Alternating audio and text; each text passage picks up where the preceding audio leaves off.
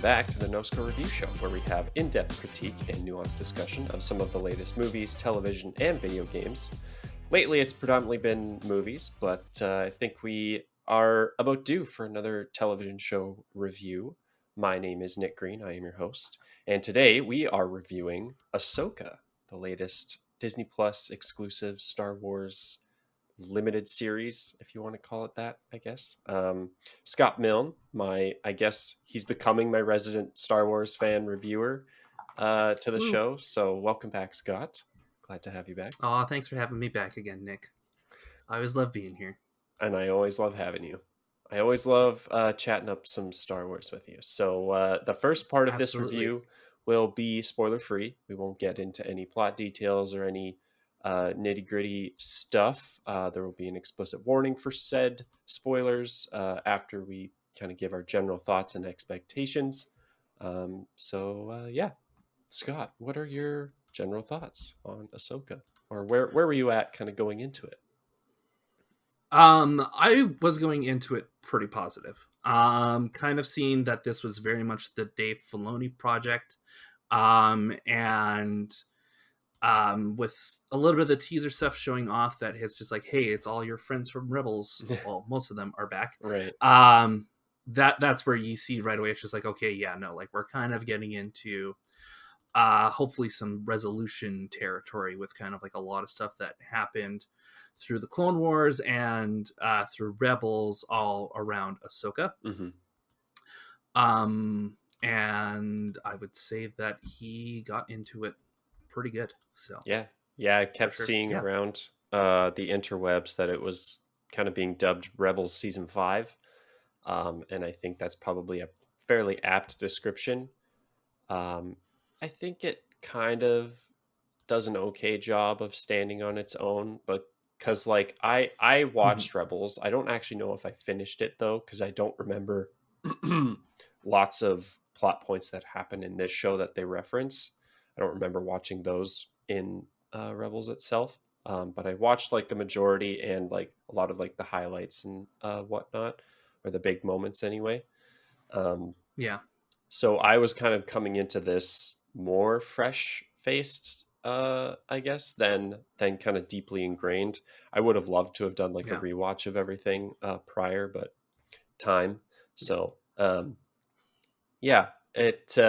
I think it's definitely a good continuation of these characters, especially like after Rebels and everything. And it's also just really cool seeing, I think they've done an excellent job of transitioning the Clone Wars and Rebels characters into live action. I don't think there's really been a miss for me so far at all. Like even in character design, I think everyone looked pretty good. I don't think there was many complaints for me. I think maybe the only one would be like the Grand Inquisitor. Like in my head canon, that's still just, he looks just too different. Yeah.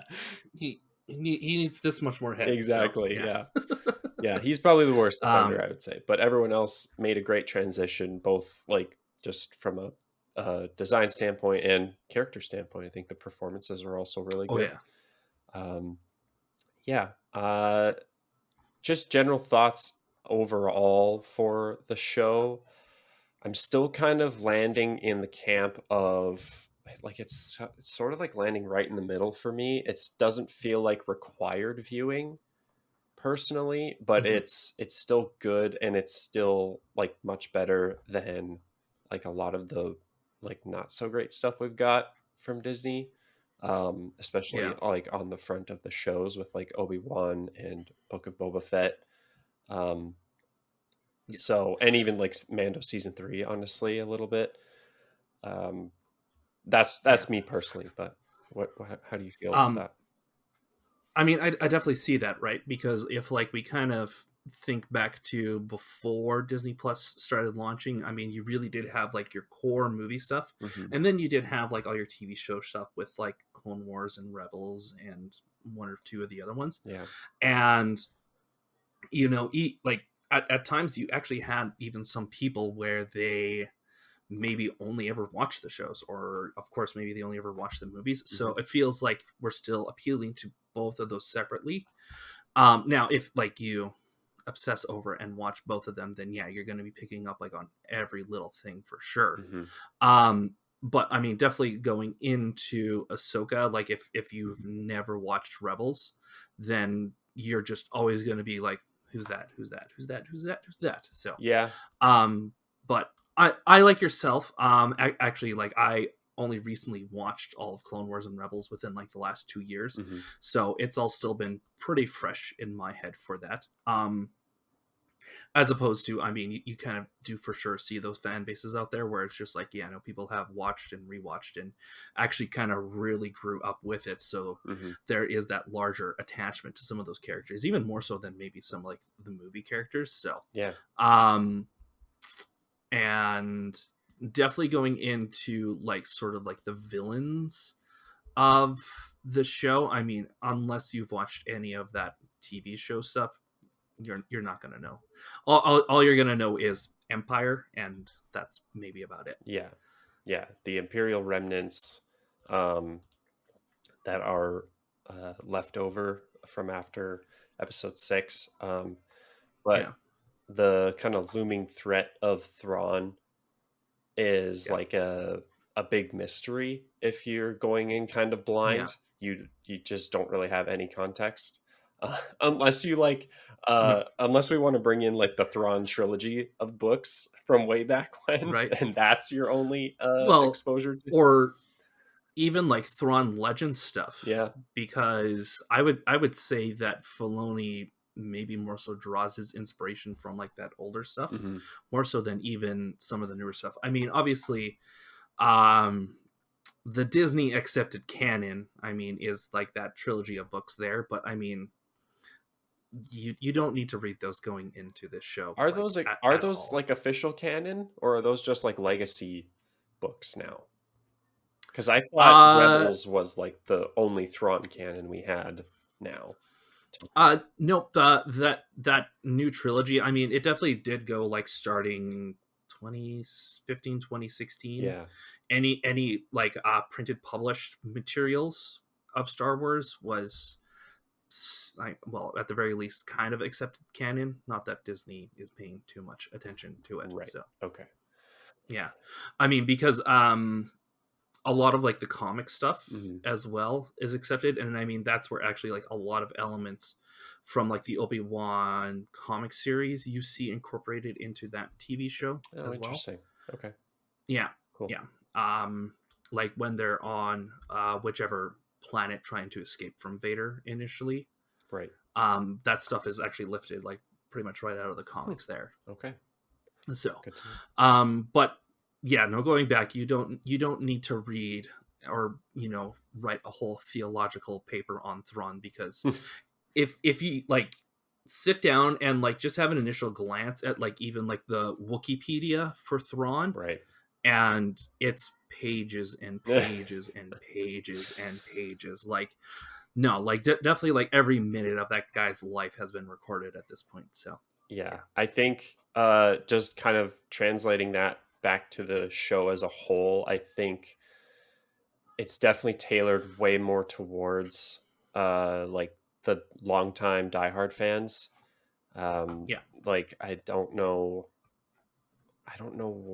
I guess I don't even know if Ahsoka would appeal to people who aren't as like ingrained in, right, like, I don't even know if that's their kind of target audience, because like beyond, like, if you only ever watched like the 3 seasons of Mando, then that would be your only exposure to Ahsoka, right? And I mean, they right. do name drop Thrawn there, so there's like that tiny nugget. Hmm. But yeah, I'm not sure what kind of, like, if you were wanting to kind of take a chance on a new Star Wars show. um Yeah, it has tons of like legacy characters, a few like new characters here and there, some like really yeah. standout new characters. Oh yes. But yeah, I would definitely say it's way more tailored toward the diehard fans. There's a lot of like nostalgia and like fan Yes. service. Um, Yeah. but I think in terms of kind of just as an overall story and character like standpoint, I would say for me, it kind of stands in the middle for now. I am eager to watch it. It's going to be a matter of when I find the time to do so. Maybe before season 2 comes out or whatever is next for Yeah. this show and these characters.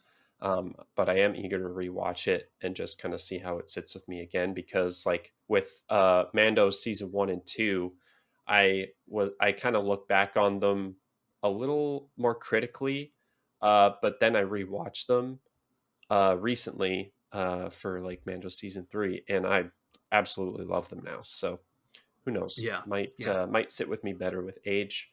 But yeah, that's kind of my general thoughts. Any other quick notes before we dive in deep, Scott?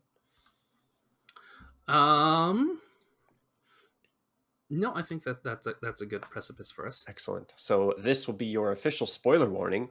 I am going to do a blanket warning for not just Ahsoka, but Clone Wars and Rebels as well. I'll mention those two specifically, like kind of general spoilers for Star Wars, period. But Yeah. like, Have you watched episode have you 6? heard of A New Hope? Because guess what? It's on the test. Yeah. No, I'll just mentioning those two specifically, just because, kind of like you said earlier, Scott, not everyone had watched those shows like when they initially came out and everything. Yeah. So there will definitely be spoilers regarding that stuff, and obviously spoilers for Ahsoka. So pause the review here if you want to go check out the show for yourself. And then come on back once you want to dive in deep for the positives and negatives, the highlights and lowlights. So Yeah. Scott, let's start. Let's start with some positives of Ahsoka. All right. Sorry, I just want to double check. Is it episode 4? 5. Episode 5. Yeah. It's the like, highest basically rated episode on IMDb. Probably to no surprise. So, Yeah. But yeah, we're talking about like the Anakin episode. Yep. Where it's Ahsoka is in what is it? What's that space called again? Oh God, I have no idea. What is that space World called? Bonds? I didn't know that had a name. Well, yes, because that's like the one space that Ezra visited before in Rebels as well. Oh, okay. See, this is where a lot of holes are going to come up in my knowledge and remembrance of Rebels. So, yeah.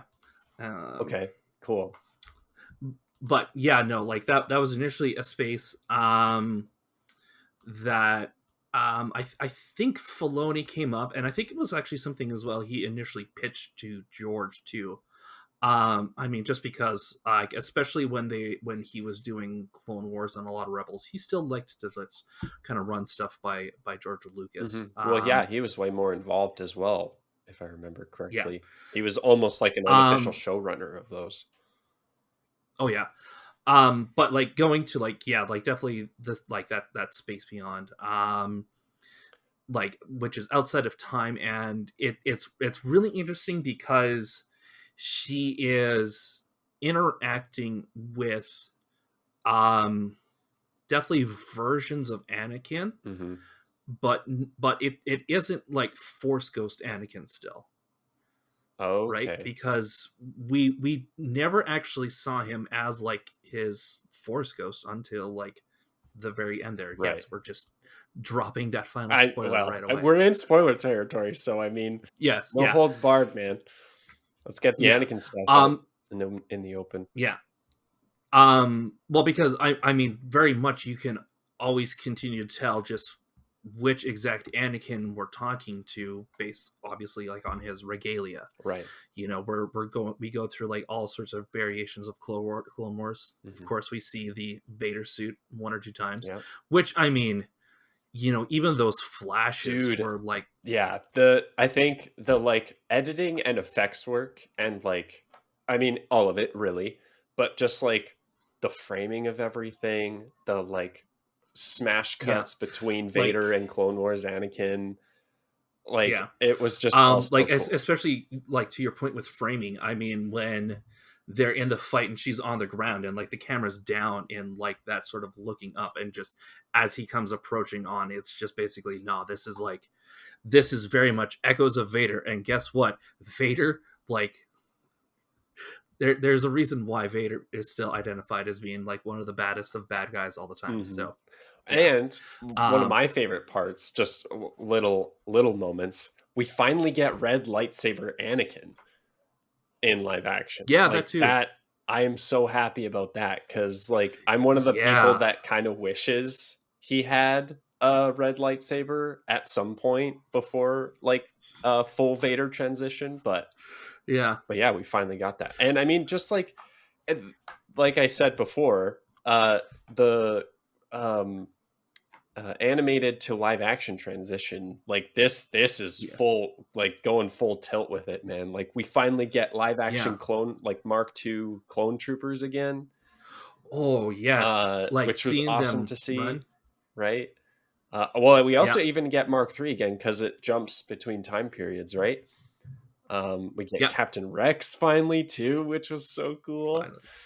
Yeah, Um, yeah, it was an unreal episode, and like the yeah, performances, Hayden Christensen again, amazing, but he was also able to like channel Clone Wars Anakin as well, like right. fantastically too, right? Which, yeah, which, you know, definitely when you look at a lot of behind the scenes stuff, that was something he kept on mentioning. He was very present on mind with, Mm-hmm. and like why he like watched a lot of that stuff and observed that performances, because it's just like, okay, like this is like some light stuff that like he touched on in episode 3, Mm-hmm. but obviously that's, you know, all basically by the end of the war stuff. Yeah. So him having to like kind of drop into like the middle of it and being like the whole, hey Snips, how you doing, and all Mm-hmm. that sort of stuff, right, was something that he as like a performer had never done before. So Yeah, being able to go back exactly. and It's capture that basically an was entirely new awesome. character almost. Yeah, Yeah, that episode part 5 was great. I have recommended to a couple people that like if they only check out one episode, that is probably the one to check out. If you right, want to yeah. see some It, amazing like just Clone yeah, Wars stuff. especially if you really do care about that dynamic between Anakin and Ahsoka. Mm-hmm. Yeah. So it's just like, yeah, no, watch that, because it's going to have all sorts of great resolutions and a lot of like obviously great callbacks to it. I mean, that initial line of her saying "I won't fight you" Mm-hmm.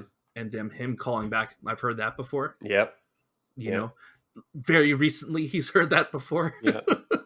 In the Very timeline of it recently. all, I mean, that very much gets you, because I mean, if you know, for those of you out there watching the video who don't know it, I mean, that's Luke's line to him when he's fighting Vader in episode 6. Mm-hmm. Yep. That was on Yeah, the test. See, he didn't lie. yeah. Yeah, that was definitely the standout episode. Yeah, Just so cool seeing how well it transitioned to live action, um, yeah, and just like getting the whole gamut of it, right? Like young yeah, Ahsoka, like very young single lightsaber Ahsoka, right? We get green yeah, blades, we get blue blades, we get white blades, we get the whole thing, right? Um, right, yeah, so yeah, that was just an awesome. I mean, like the most fan servicey episode of them all for sure, but also like it yeah, had some like emotional weight behind it too. I was a little very much. I was a little hesitant. I kind of talked with you with this briefly, Scott, about that episode, being confused as to what it actually meant for the grand scheme of the I show. mean, Um yeah, because I was just like, wait, so why is she seeing Anakin here, and like what's the point of him showing up? But it's like it's to do with her kind of taking the leap in becoming a master, right? Because like in Mando season 2, yeah, she was very much against the idea of training Grogu, and then beginning of oh yeah, Ahsoka, she's like still kind of like distant from yeah. Sabine. Which, right, which I mean, now that hole as well has been filled a little bit. It's just like, oh, she would not train Grogu because in her mind and eyes, she failed as a master with Sabine. Right. Oh yeah, Yeah. yeah. Uh, Yeah, that was another right. blind So, spot with Rebels, because like I don't remember that dynamic or interaction at all. In fact, I might not yeah. even have even seen it if that was like more in season 4 or Uh, something. oh yeah, no, like it was definitely late seasons. Okay. Um, Of uh, Ahsoka training Sabine. yeah. Yeah, like definitely season 4 or 5. Or no, it's season 4, sorry. Is Just it because around that's the the joke is that time when Ahsoka. Ezra and Sabine trained together, like when Sabine's using the dark saber? Oh yeah, no, I mean that makes sense, right? Well, like yeah, like they I think it's both her and Kanan were Right. helping her with that. Gotcha. Just because obviously it is a Jedi's weapon, Hmm. but it needs, a Jedi's training in order to wield, and not just simply like a Mandalorian's. Right. Um, but obviously yes, like her force powers kind of awakened a little bit. I mean, she was definitely never going to be anywhere near the levels of like Anakin or Obi-Wan or anything like that. I mean, but like she's definitely still was force sensitive enough. Right. Yeah. um and I think that's definitely, calling back to like what Anakin's kind of final lesson, as we'll call it, with Ahsoka, is just, it's like, I mean, he very much boils it down to just live or die. um and in which, like, I mean, the subtext behind it is almost endless, right? Hmm. um because I've been reading online as well, it's just basically, it's like, oh, this is him actually maybe also exercising his power on saving the ones he loves, Hmm. right? um and it's definitely, really teaching Ahsoka that she needs to live and like be in more so in the moment, and not really be so hung up on her mistakes of the past. Right. Yeah. So yeah. Yeah. So the like that episode had a good amount like of emotional weight behind it too, Mhm. which is great. It doesn't just feel like empty fan service. And really, I don't think any. There might be a couple things that I'm like misremembering, uh, in terms of the fan service for the whole show. That was more on the hollow side, but I think it was pretty consistently like in service of something more than just like, hey, look at this character that you know from this show or this movie, right? Oh yeah. Um, Oh yeah. so yeah, let's now that we've kind of covered our Anakin bases, um, Yeah. just kind of do some more overall spoilery highlights and or lowlights. Yeah. I mean, I'll jump in right away with our quote unquote Sith duo in this show. Yeah. Dark Jedi, right? Dark Jedi, yeah, I yeah, think that's more so what they're being called. yeah, They're not 100% Sith, but yeah, well, because I mean, especially during the Empire era, if they had called themselves Sith, they would have been struck down. So, right, yeah. but definitely, yeah, Baylan and Shin. Baylan and Shin, though, those were Yeah. probably the standout characters for me in this show. Um, everything, like, I mean, performances first and foremost. Like, I, it'll be said time and time again that I will be sad that like from everybody in the Star Wars community, but just like Oh yeah. especially with how the show ends and knowing that Baylan's story isn't finished yet, it's like Oh, big time. it's so unfortunate that we don't get to see more of Ray Stevenson, because that man just brought it for this character. He's Oh yeah. our He commanded the entire screen while you were watching. Yeah, absolutely. Yeah. He is probably one of the best like Disney era like new characters to be introduced. And honestly, Shin Hati as well, his apprentice, was amazing. Yeah. She didn't have um nearly as much just kind of interactions. She was quite silent for most of the show, but I Yeah. think she was still like excellent, and I'm very much looking forward to seeing more of her, especially with her how her kind of characters left off. Um Yeah. So yeah, I Well, loved and Baylan and Shin. yeah. Well, and I mean that's going to be the interesting thing going into season 2 is that, in the other galaxy, like the 4 people left on the planet are the masters and the apprentices. Yeah, that's true. So seeing how they're maybe going to like develop and rival each other. I mean, that was definitely like the big overarching thing as well. Is just like, oh yes, here's Baylan and his apprentice, and it very much goes he is the master and she is like the Padawan who's learning. Whereas between Ahsoka and Sabine, it's just like we really need to resolve things among ourselves if we're gonna develop ourselves. So Right. Yeah.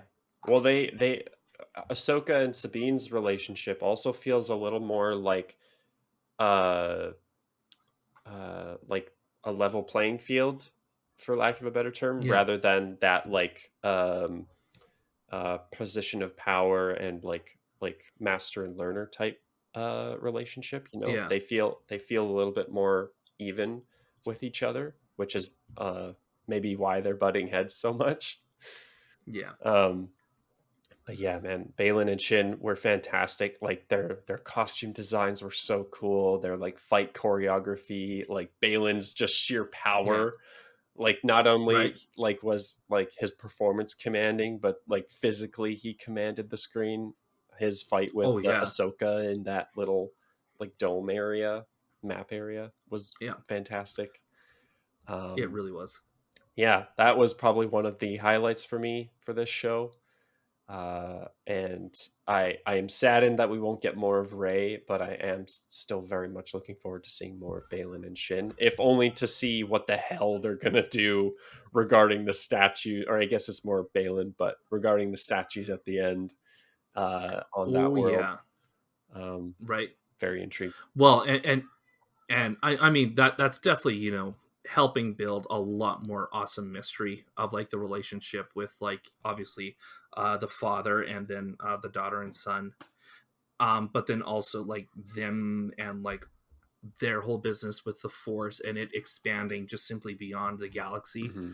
to like the whole universe, and then as well of course with like uh the witches Oh of yeah, Dathomir the Night Sisters. and Night Sisters. Yes, I almost called them Dark Sisters, but that was wrong. So yeah, um, Yeah, I mean that was actually like another great thing to see was or another awesome translation from totally. uh cartoon to live action is them using their powers to then manifest like you know undead troopers. Oh Then yeah, undead yeah, troopers were so cool. Although I do have a gripe with that scene specifically of like they are undead. Like it's cool and everything, but like there are three of you with like like I don't know, whatever, molten hot blades that you can cut them in half. Like it's just so like that was pushed a little bit to like the edge of like suspension of disbelief of like why is yeah, nobody cutting limbs off to stop them? Like what are we doing here? right. It's just I so mean unfortunate. I think it's because they just wanted to let the final blow of that all really land a little bit better when Ezra cut the head off. Sure, yeah, I guess that's true. But I mean, yeah, no, like definitely, it should have been a no holds bar Yeah. Yeah. at that Yeah. point. So No excuses. There's three of you and like one of them has two blades. Like it's like just start chopping, man. But yeah, Night yeah, Sister stuff was so cool, very well executed and translated. I loved the yeah, like resonating voice effect that all of them had with oh the yeah, uh whenever they were talking because with I like mean Morgan. that's something we haven't seen since Clone Wars with like Maul and stuff. Yeah, exactly. With like them on Dathomir and everything, so Yeah. it's kind of seeing that here again all these years later was awesome. Hmm. Yeah. Um, they were excellent. Do we want to talk about the Rebels gang? Let's talk about the Rebels gang. Sure. Their Chopper was amazing as always. Yep. Here. He was literally almost before the courts himself. Yeah, So yeah. He had a hold me back moment at the in the final episode in the cold open. yeah, Yeah. That was honestly like kind of just talking about favorite episodes. That actually might have been episode 2 might have been one of the higher up episodes for me as well, just because of that Yeah. scene alone between Chopper and Hera. And Uh, Hera, yeah. like that was so well done. I love his little compartment on the outside of the ship that he's looking for his stuff. Did you take my Yeah. stuff? So good, so good. Yeah, fantastic. Yeah. But the whole Rebels crew, I thought was great. Like Yeah. Mary Elizabeth Winstead's, yeah. Elizabeth. Yeah, as Hera. As Hera was fantastic. Natasha Bordizzo as Sabine, like excellent. Um, Yeah. was Hu Yang in Rebels at all, or was he just Clone Wars? I think so. Okay, I think for just a couple episodes. I mean, he wasn't like a regular part, right, or I guess he would have just shown up with like Ahsoka as well right. from time to Okay, time, but that would have been it. yeah, There was definitely one absentee throughout. right. Zeb. Oh, Zeb. Okay, Yeah. yeah. Because Yeah. uh, what's his name? I mean, The Jedi dude, Kanan got Kanan. vaporized. Kanan got So vaporized. yeah. Okay, yeah. So So it was kind of impossible for him to return. Not that yeah. like Freddie Prinze Jr. really could make that transition. I know there was like a couple news articles talking about. I think it was him that was saying like he didn't want to return. Uh, Oh, okay. but like I mean, given the context of what happens to his character, it's not really possible anyway. But then also Yeah. the thing of like he looks nothing like his Star Wars character, so that would have been a tough Yeah. one as well. Um, Yeah. but yeah, Zeb's absence was definitely felt. I would have loved to see him as well. It's weird that we get like 3 seconds of him in Mando season 3, but not in Ahsoka at all. Yeah.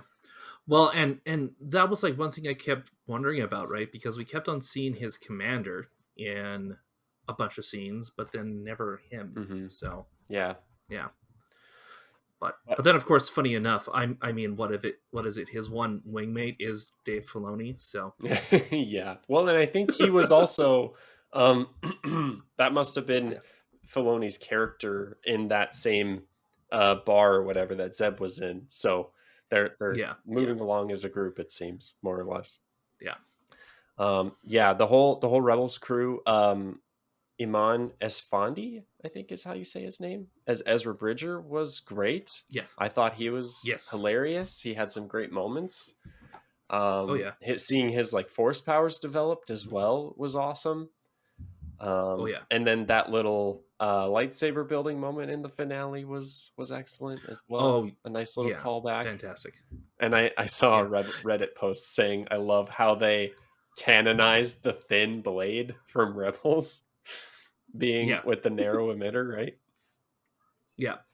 So, and it was interesting that or I think he actually did all like say it how when he was doing that building, how Hu Yang, when they were talking about Kanan, Mm-hmm. also make sure to reference him as Caleb as well, Yeah, yeah. Because they because mentioned that that's in who Bad Batch.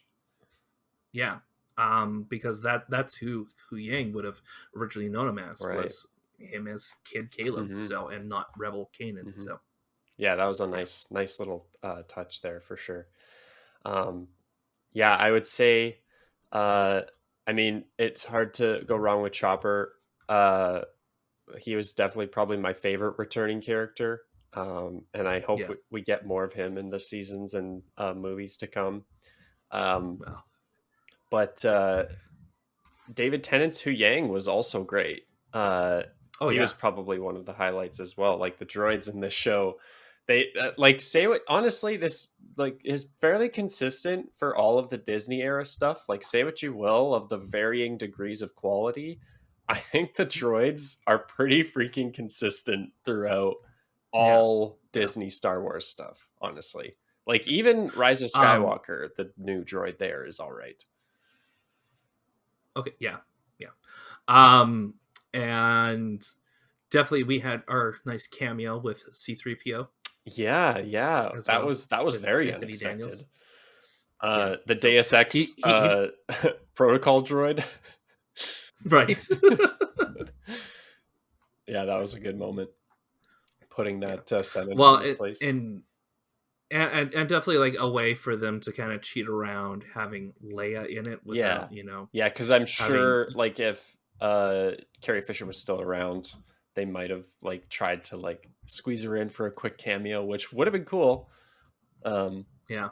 although I don't know how it would have worked, just time wise and with Carrie's age and everything. But Right. yeah, that 3PO moment was kind of nice. Definitely like not as hollow as some other, like a Rogue One where he just shows up randomly, right? Oh yeah. It was a nice moment and helped kind of develop that little subplot there between Hera and the council and everything. Yeah. Yeah, the Rebels crew uh showed up and like performed well. Um, what else? We kind of touched on the Dark Jedi already. Quick shout out, I guess, to Marok. I don't know how you pronounce it, but the one Inquisitor dude that Ahsoka fights, with like the Oh yeah. knightly regalia. Yeah. Who like everybody was hoping was Starkiller Yeah, yeah. Everyone was theorizing somehow in to disguise. high hell. Yeah. Yeah. That was so funny. Because I mean, what was it? It's like in the credits for episode 1 and 2, he did like additional voices Oh stuff, but yeah, yeah, yeah, yeah.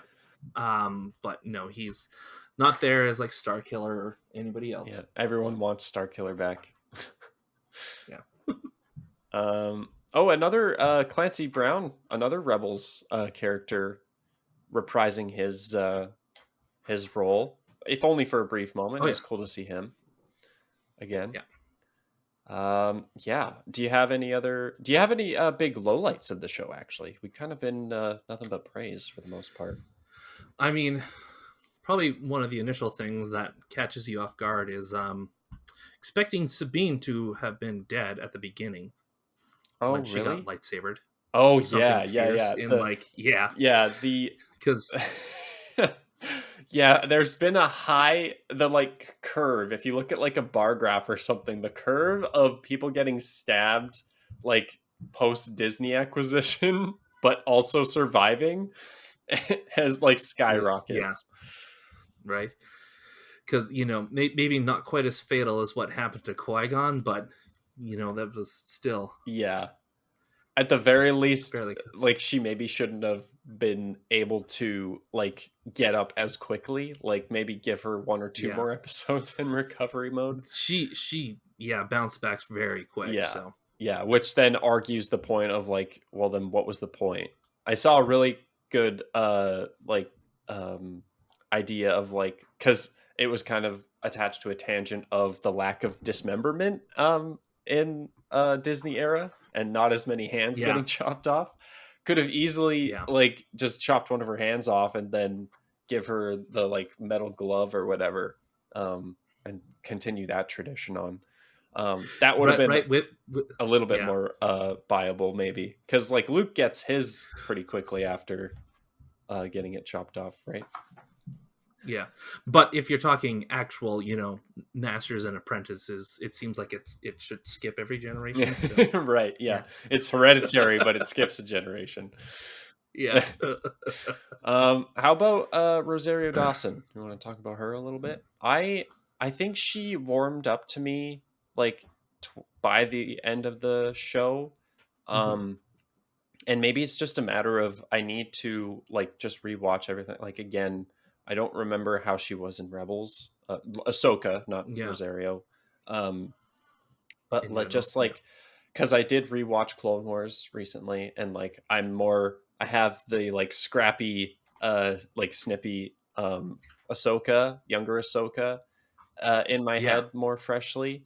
So I'm kind of expecting that more, but like I do understand like she's grown since then. She's become a master, in a sense, right? And like a fully developed Yeah. gray Jedi and everything. So she's not going to be as like as much of a smart ass or whatever. She's going to have a little bit more like stoicism and Oh yeah. gravitas to her. Um, I mean, having gone through 2 major wars or conflicts within her lifetime. Right. I mean, yeah, like definitely she'll have been very, very matured and Yeah. um, a lot more Maybe focused and reserved. a little bit less brash. Yeah, Yeah. Yeah. yeah, Yeah. So I think she did a decent job. I will say it it's it's not. Feel like they've kind of had this problem in the past with like Obi-Wan and Boba Fett a couple times of like uh the show's called Ahsoka, but like it's not like solely focused on her. Like it does feel like it has a wide uh variety of like characters they're yeah, focusing on. So like with that in mind, I think her character's arc of kind of like letting go of her past and kind of embracing that role of master with Sabine. yeah, I think it maybe could have used a little bit more fleshing out, and I would have loved some more scenes between her and Sabine, just kind of developing that relationship a little bit more, if only yeah, just for maybe the people who a like don't know their past at all, or b just aren't as like up to speed, or like it's been a while for them, and just kind of reestablishing that dynamic a little bit more. I think I would have loved at least one more episode, honestly, like almost like a yeah. bottle episode of them like being stuck on the ship or something and having to figure out something together. Right. Because I think at most we just got like one scene where like they were training together, Yeah. and Sabine really got frustrated. So Yeah. because probably for her it felt like almost nothing had changed since like the last time they ever tried to train. Yeah. So Yeah. And I think, I think probably part of the problem with that is I imagine like Filoni and team are probably trying to, at the same time, get things moving plot yeah, wise and like get them to where they need to be to get to Thrawn and Ezra and everything. Right. Um, right, yeah, but yeah, that's something I think that can be lacking a lot of times in the Disney Star Wars stuff, is the character moments and the like the slowing down and just like sitting with characters and getting to know them a little bit more and developing those yeah. relationships. So Because I mean that was the nice thing that we got with like especially Mandalorian season 1, yeah. when at the beginning, like, sure, he doesn't really know what to do with Grogu, Hmm. so he's still just kind of doing just like his missions and his jobs. Then like there's no kind of overarching drive just yet. Hmm. Um, so then it's then giving us then that time then to like really figure out who Din Djarin and who Grogu are. Yeah. So Well, and really, like, you have side characters here and there popping up each episode, but it's those two the entire show, right? And we yeah, get little snippets each episode kind of building on top of everything we learn with each subsequent episode, right? Um like if it yeah, was just Ahsoka and Sabine with like doing a couple things here and there, then that maybe could have echoed that kind of dynamic a little bit more, or like just hmm, fleshed their relationship out a little bit more. The more yeah, focus you have on less characters, then I think it's easier to be able to develop them that way, because you don't really have a choice because those are your only characters. But I do hope we get to see a little bit more of that going forward, and that it's not just in Filoni's head. It's like they're all better. They're fixed, right? right, Moving on. yeah. I would like to see a little bit more of Well, that. um, that's probably also like one of the big things comparing. I mean, because this was very much like his series, like through and through. I mean, Ahsoka's his with stuff creation, like right? Like the yeah, character. yeah, Yeah. um, um, but like previously when it was like okay, like Ahsoka and just Rebel stuff. Hmm. Well, that's where like he was doing it on like the old cable TV format, where it's just like I got 22 Yeah, minutes to totally. get through Totally. stuff. But then on the flip side, it's just like, okay, I got 22 minutes, but then I also have like 20 episodes to run throughout the year. Hmm. Whereas here, it's just like, okay, like we have windows to get through story, but like I only am going to have like 10 episodes to Hmm. do here. So, Yeah. um, So that's where it's just like I got to be concise with stuff and really get stuff through, especially when it's like episode 1. It's just like, cool, a map has been found to Thrawn, Right. and so like it's already off to the races with that. Mm-hmm. So Yeah, yeah. for sure. Fantastic segue, Scott, because I think now is time for us to talk about Thrawn. We've talked about Okay. basically every other character, so I think Yeah. let's get into Thrawn's reintroduction. Which, man, Yeah. what a stage that has been set, right? Oh yeah. Like that Yeah. entrance was so cool.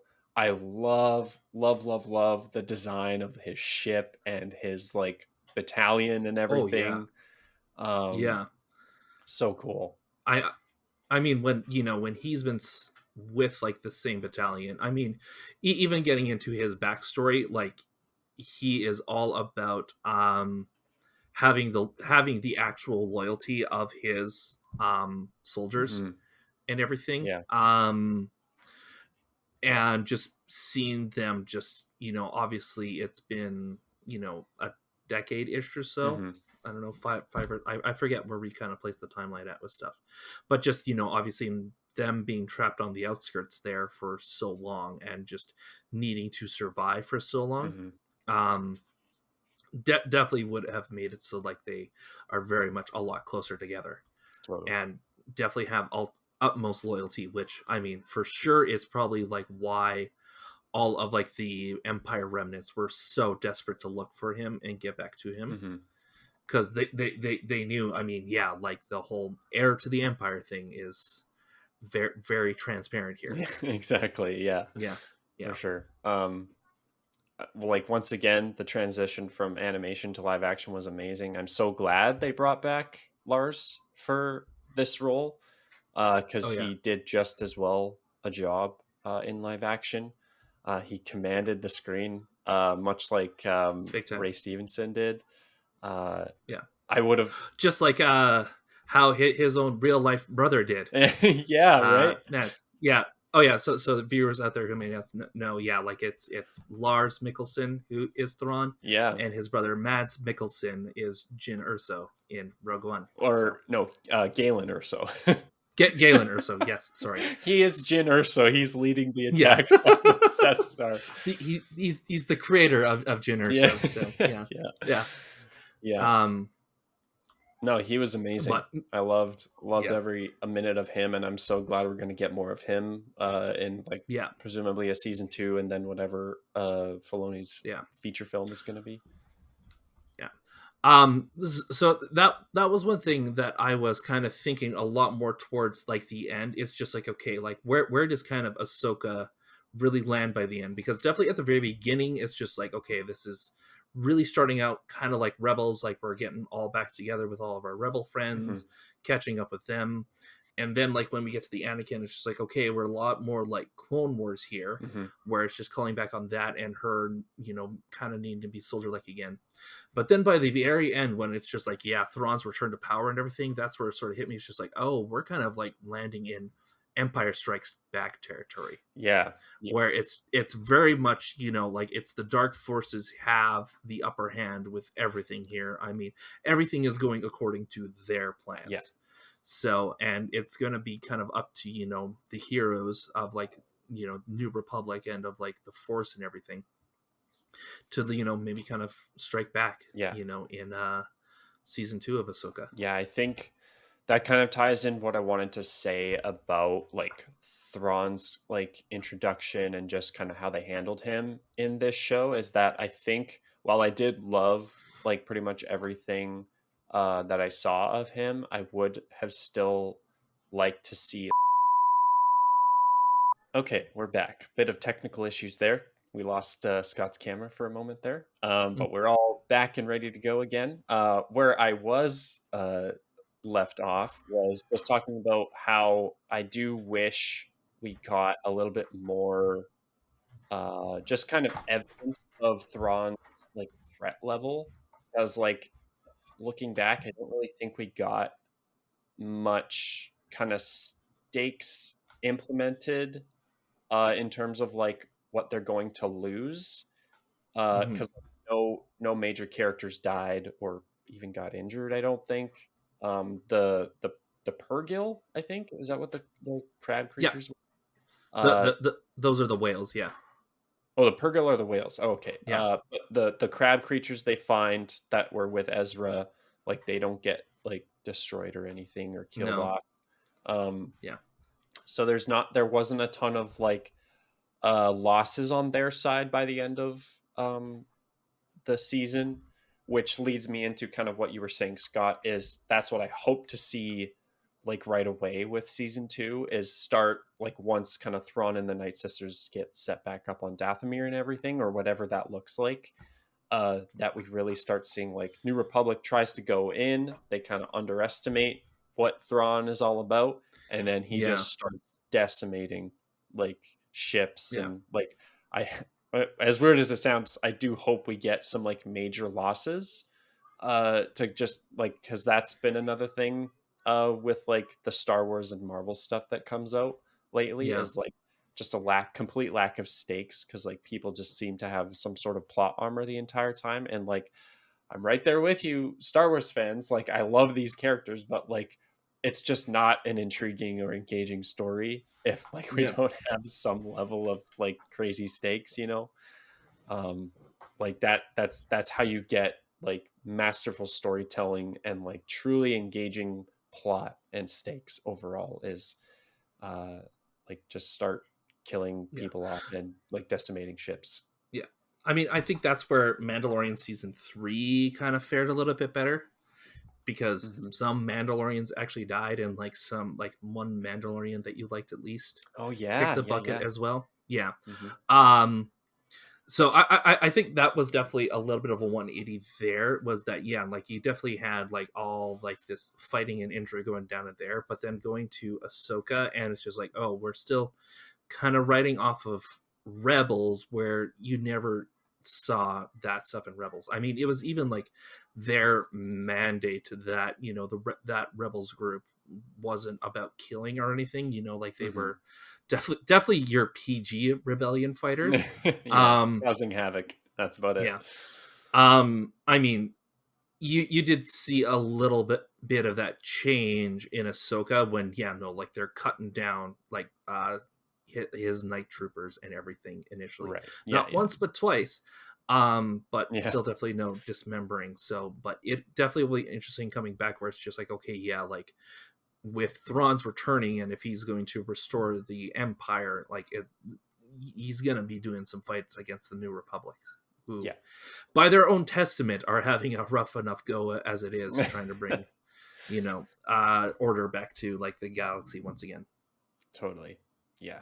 Yeah, and like just even like calling back to our brief discussion on like Sabine's minor flesh wound.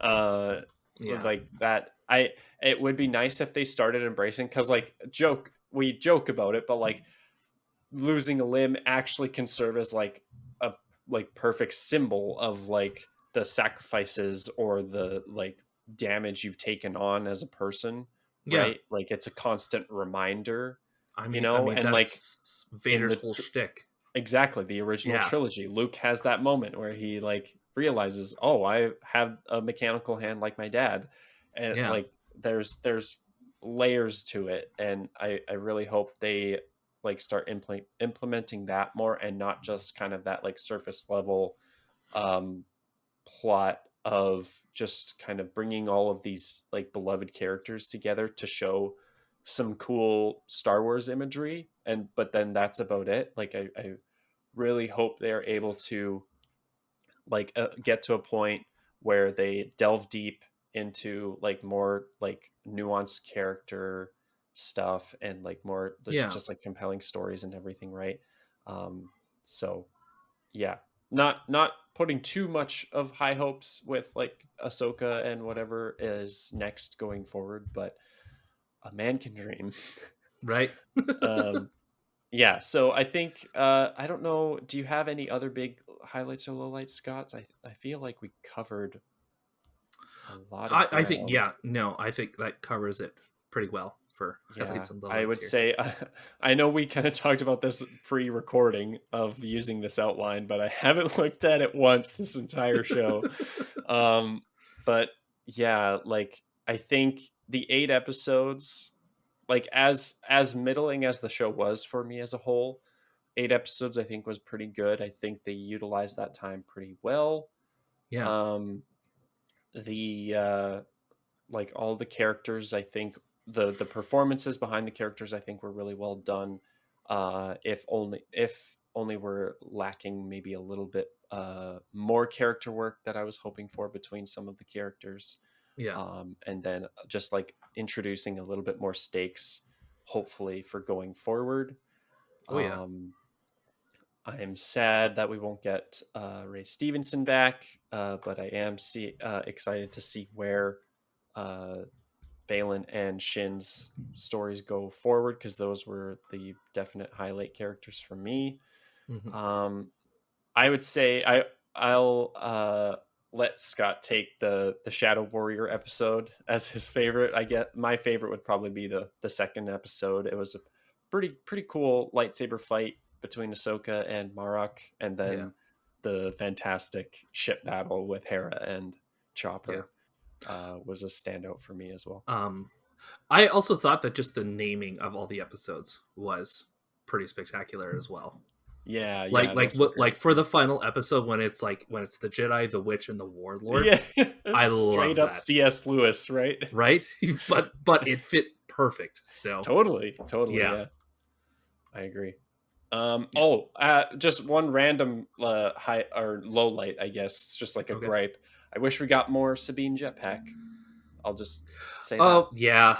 I would have loved that more. Although They that do would have really threw a wrench into the whole they do that like now? I know, right? Like that would have solved the whole scene between her and Ezra trying to get aboard the ship, right?